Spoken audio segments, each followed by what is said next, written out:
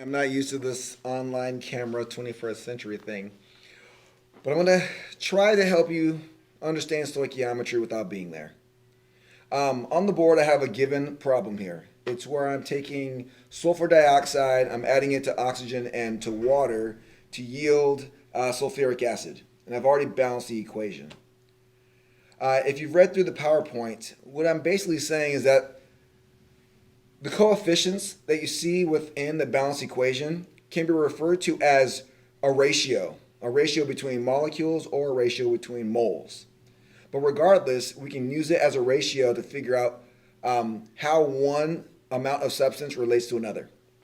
So in this case here, we are going to be given 6.35 moles of sulfuric acid, and we're going to find out how much oxygen is necessary to make that reaction work. So in the very top left-hand corner here, you're going to write down what you're given. In this case, it's 6.35 moles of H2SO4. Okay, that's your sulfuric acid. And you want to find out how much oxygen it needs to make this reaction occur. And so what you're going to be looking at is the molar ratio between oxygen and sulfuric acid. If you notice, sulfuric acid has a coefficient of 2. Oxygen has a coefficient of 1. So their ratio is going to be a 1 to 2 ratio. It takes 1 mole of oxygen to make 2 moles of sulfuric acid.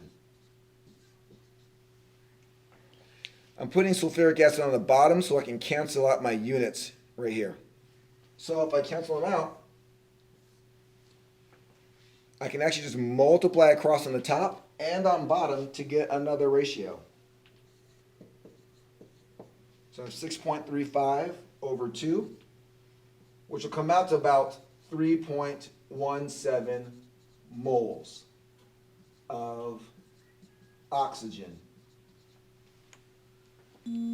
So what I've done here is I've crossed out my units and I multiply across to find out what I need.